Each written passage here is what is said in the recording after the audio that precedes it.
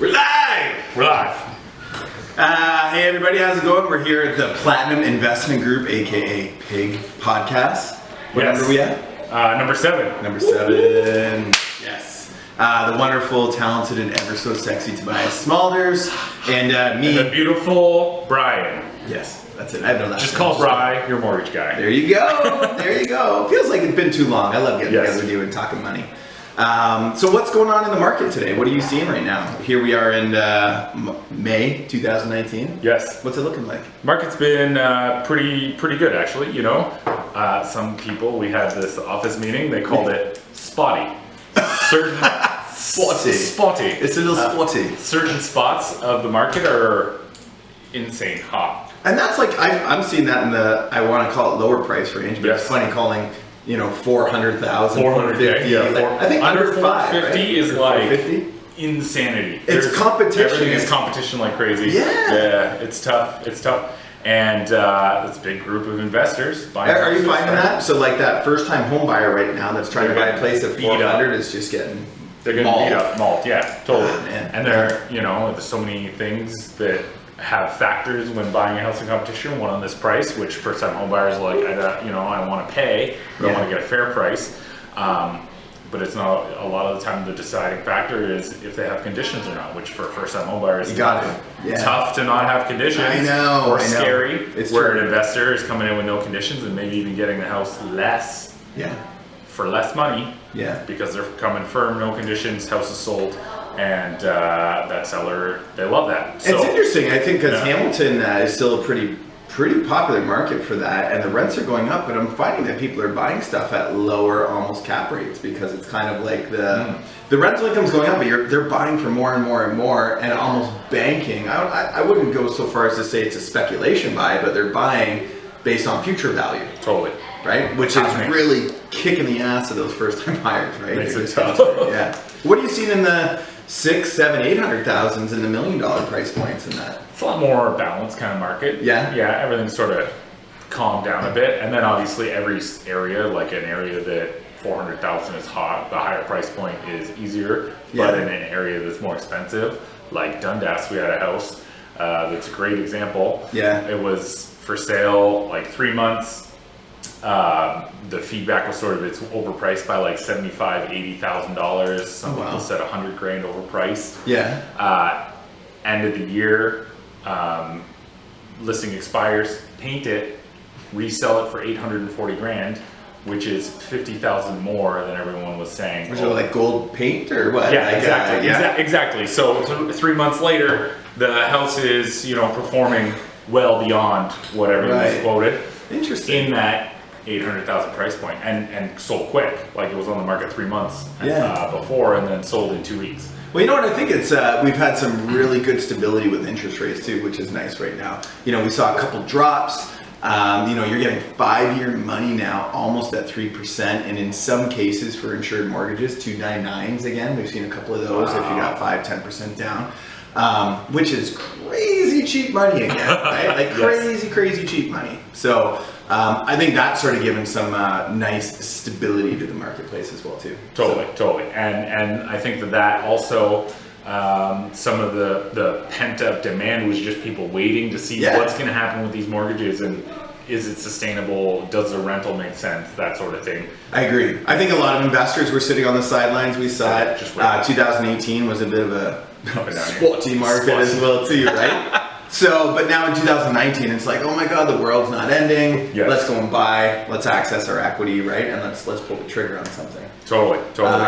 Hey, what are you reading right now? This is something we want to add. What what for you guys out there right now? I think like my mentors, I know Tobias's, are books like, all the time. Absolutely. So what are you reading right now? And especially from somebody who's very much a non-reader up until past couple of years. That's why they have Audible. That's why they have Audible. Or the trick is you stick it in the washroom and eventually you'll get to it. Totally. Leave a bookmark in there. Yeah, leave a bookmark. Rich Man in Babylon is always one of my first recommendations for everybody. It's easy read. Yeah. It is entertaining because it's a series of short stories. What's your, and you know what, I got it because I actually got it from you, Yes. so that's on my next list. Yes. What's a nugget from there for people, like just like a takeaway or something? I think one of the most important things with it is it's actually true stories taken from like manuscripts carved in stone that they found from the lost city of Babylon, which is a real place from 5,000 years BC. Oh shit. So that, I think, the principles in that book 5,000 years ago were the same that they are today, that make so many people very wealthy. Wow. So I guess you don't have to really reinvent the wheel if they You don't have to reinvent the wheel. You know what? I think that's Easy peasy. important because sometimes we're always looking for that damn secret sauce or that new, tried, tested, and fancy way. But it's like, if it worked 5,000 years ago, you know, principles that we've learned 20 years ago, 15 years ago, it's just stick to them, right? Totally. I'm reading the Smith Maneuver right now. Nice. Yeah, I feel like I'm like an old man because I think it was written in like 92, and all the examples are like, if your mortgage or your house is $100,000, I'm like, that'd be nice, right? I'd take a couple more. Yeah, but it's actually really good try, test, and true principles, and it's all about making your mortgage debt tax deductible. Right? So getting good debt and bad debt clear. You know, good debt is tax deductible and you get money back from it. Bad debt is non-tax deductible, and it talks about, like, a lot of times we see clients that are building up investments at the same time. Yes. If you have non-registered investments, cash them out, put them on your mortgage, and then re-borrow and buy the investments back. Amazing. Something so simple. Now all of a sudden you could be triggering a refund for yourself at the end of the year. So anyways, it's amazing. I was refreshing my memory. Free money. Free money, that, right? Jesus. Yeah. Hey? It's almost like first-time home buyer. They dump all their deposit into their RSP. Yep. And then do first-time home buyer plan, take that money out, get a refund. It's like they got free 30% return on their money. Totally. Yeah. Absolutely right. So that's cool. So that's good. I'm excited to keep up on your reading list as well too. So, Yes. So you can follow me on Instagram. I'm going to post everything with a review when I do it, as I read through. That'll be a fun thing. Then I'll just read your review so I don't There you have to go. read the book. Then you don't have to read the book. So we were talking today because, you know what, we're still in a market where we've got, you know, first-time home buyers and sometimes first-time investors who actually don't want to just jump into the housing market to live. They want to jump into own. Yeah. Right? And mortgage rules, being shitty as they are sometimes, aren't conducive for that for some people. Totally. Right? Totally. So we started talking about rent homes. Rento, yeah. Yeah. First time buyer, you know, wants to buy something, can't quite qualify for what they're looking for. Rent own is an option. You know, you would know more about it in terms of how much money you need to get into that house. Yeah, well, we've done a lot of rent owns. I'll give a shout out to Jag Properties and a friend of mine, Alfonso, who runs Jag Properties. They're actually coming to our FIA show on next Thursday. Next Thursday, 23rd. Yeah, May 23rd. But they run a great program. Essentially, if you're not meeting income requirements, you still need to demonstrate that you can afford it, right? And if you are going to rent it, that they're going to look at it differently than a bank. Bank, rental property, 20% down, no ifs, ands, or buts. They want to see 20% down. But as an investor to go through a rent-to-own program, they may be looking at $10,000, $15,000 as a down payment. And now all of a sudden you're not subject to, you know, the ringer that the bank puts you through, and you can get into your first property. Do you pay CMHC fees when you get a rento? That should have been a plug question. That's such a good question, and we didn't even do that. But no, you don't. Yeah. So you know what? It's not cheap, right? No, it's not free. So it's not free, but like you are getting equity, and when you get hooked up with a good rent-own program, they will build in a price appreciation that's reasonable for the area. Yeah. Okay, I'm sure you've seen some really scammy rent-own programs. Definitely. Run it by your realtor first. Bam, right? So, and the good thing when you do a rent-to-own, I think something to be worried about is if someone says, oh, I'll do a rent-to-own, but you have to use me. Does that make sense? Tough, except for I would say that because I want the business. Yeah, I know. But no, you're totally. Yeah. And you want some sort of outside counsel. Somebody that's 100% third party to the transaction to sort of give you that, whoa, pump the brakes, this looks too expensive or too good or Yeah. something's fishy here. Yeah. I think the important part is ask lots of questions.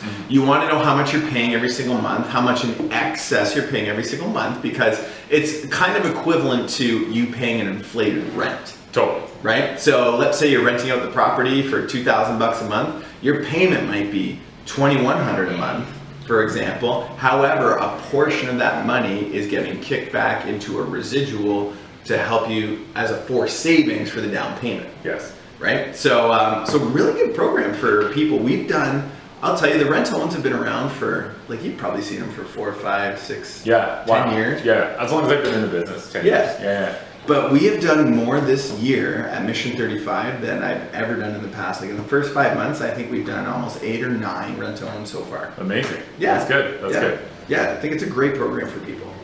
I think that's a cool way to build that equity, especially I don't think that you can save to outpace the market. I don't think that you can, in most cases, work enough to get enough money to outpace the market either. So I think agree. the key is getting your foot in the door, literally. Yes.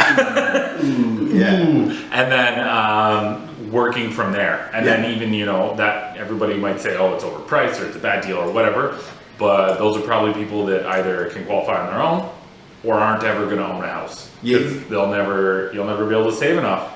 I always use the physical trainer. You know what? The guy who does not have a six-pack is not going to be yelling at me while I'm weight training in the gym. Okay? Yes. Like if you're eating donuts, let me see your stomach. Okay? I want to see how you are as a trainer. So when people, like Tobias said, when they're giving you advice on whether you should buy a rental or don't buy a rent or what you should do, how is their pocketbook? How is their investment portfolio? Look behind the curtain and say, okay, do I want what you have? Yes. And if the answer is yes, cool. See what they have. If the answer is no, well, say thank you very much. Thank you very much. Thank you very much.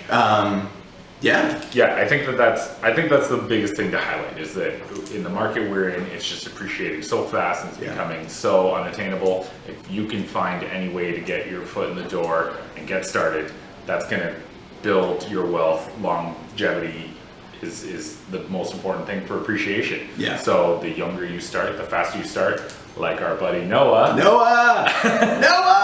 totally. He's gonna rule the world. He's gonna rule the world. Those early buys have been the most profitable for me by far, and for you. Oh my gosh! And I constantly say I am not a smart man. I just bought early and had it. Yeah. The thing too, I want to add in on the rent-owns because there is a lot of like skepticism around them. And Alfonso, check out Jag Properties. He shares a great story because. There was one where they built in a price appreciation, let's call it 3% per year. Yes. Right? And we all know, since 2015, let's say you built in a 3% price appreciation when you bought a property in 2015, and the exit strategy was 2018, 3 years later. Yes. That property went up by almost 25%. So the person who bought it got to take all the rest of the lift. Nice. Do you know what I mean? So they paid an inflated rent for 3 years, but guess what? That property and the person who invested in the rent-to-own, because how a rent-to-own works on the back end is you have someone like Tobias buying the property and he's the owner and you're renting it off him, but everybody made money in that situation. Yes. And it was a fair situation. It's win-win. Yeah. Right? Yeah. So. And then I'm sure that it's got a bad name because there's a lot of people that do it not on the up and up and not in the nice way, totally weighted to the investor. So when you have a great reliable source like Alf from Jag, Alfonso, or somebody that's gonna have a sort of a history of successful people completing this program and being happy with it, that's something that you can look at and say, okay, this might be the right thing for me. Totally. Ask lots of questions.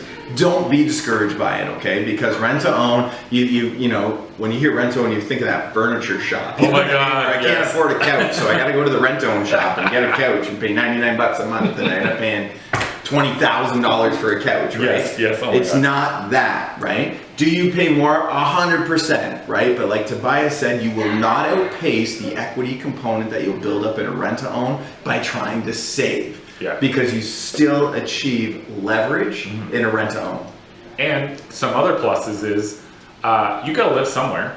Damn right. You gotta live, so you're not gonna live for free unless you're at home. Yeah. But you gotta live somewhere. And why not have access to any house on the market that, you know, your rental qualifies for? You get to pick it, and as opposed to just what is out there on the rental market. Totally. You know what? Why not get a rent-owned duplex? If this is your first house and you're in your early 20s, why not? And you got 5 or 10 grand that you saved your ass off to save up. Yeah.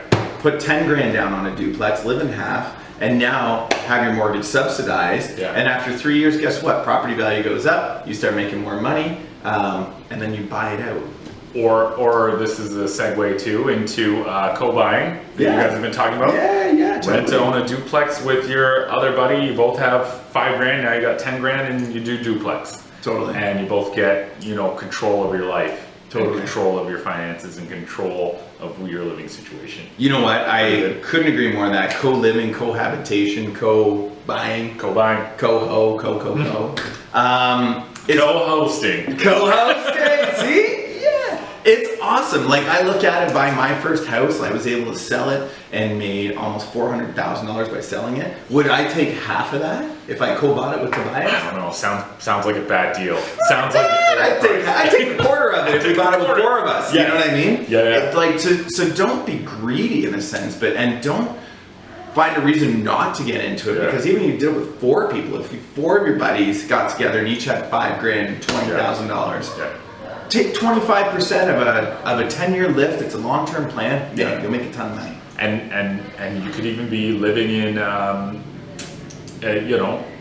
renting. A lot of people are doing like room or combined space or sharing a house with some buddies. Yeah. If you got 2 buddies, you buy a duplex and you guys have one half, and the 2 of you rent out the basement to somebody too. You subsidize, probably live for very similar costs, and then Airbnb your bedroom when you're done, you know what I mean, for $100. And then, you know what? I bet you people all about the side hustle. Yeah, and then I bet you people start Airbnb in their patio. If they have a nice patio, and be like, hey, you know what? For $50, you come have a beer on my patio. There you go. Okay, too much. Free beer with all the patio rental. Yeah. You can't resell alcohol. I like it. Well, this is awesome. You know what? Our commitment to you is to help increase your wealth through real estate investment. That's why Tobias and I are here. So please, if you have any questions, reach out to either myself or Tobias. We're always here to serve and to help you guys. Exactly. And don't forget, the deal of the century comes by every day. Damn Just gotta have your right. eyes open. Damn right. All right, buddy. Thanks, man. Make this a fabulous day, guys.